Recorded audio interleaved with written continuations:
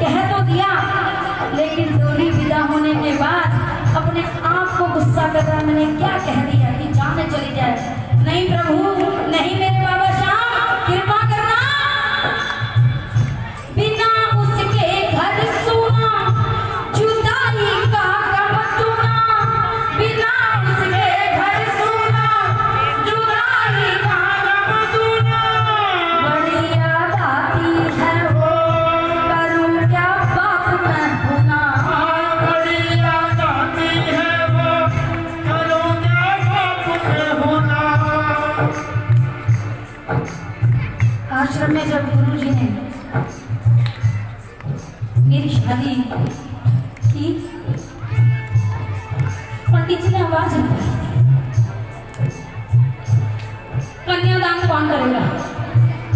सबने हाथ पीछे कर दिए, कन्यादान नहीं करेंगे साहब। कन्यादान के बाद जिम्मेदारियां बहुत बढ़ जाती हैं।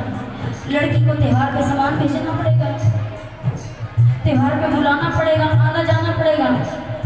इतना झंझट हम नहीं ले सकते।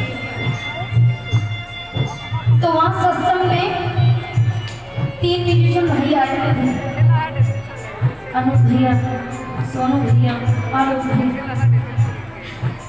तुरंत साथ छोड़े और उठ के आए, कहने लगे महाराज अनाथ नहीं है, कन्यादान हम करेंगे, हमारी जो भी औकात है वो कन्यादान में हम देंगे अपनी बहन को, हमसे कन्यादान कराइए। आप बड़े नसीब वाले हैं कि हमें एक बेटी का कन्यादान करने को मिल रहा है। ये हमारे देश की विडंबना है साहब।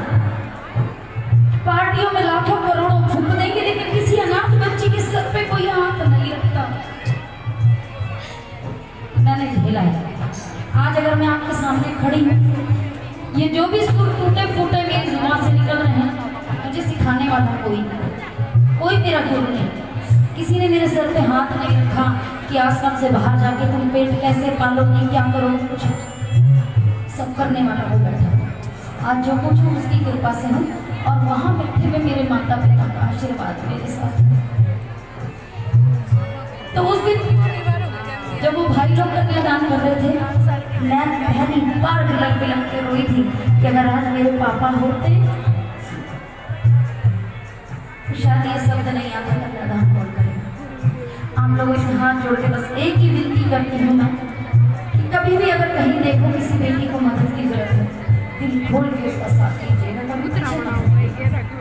अरे मत करो मंदिरों में दान पुण्य, किस काम आएंगे? वो बैठा है, वो अपने आप बनवा लेगा जैसे बनवाएगा। लेकिन एक अनाथ बच्ची का अगर आप घर बसा दोगे, उसके सर पे माता पिता बन के हाथ रख दोगे, तो इससे बड़ा पुण्य आपके लिए कोई नहीं होगा। बोलिए हरे के सहारे की, बोलिए श्याम प्यारे की, बोलिए वृंदावन भी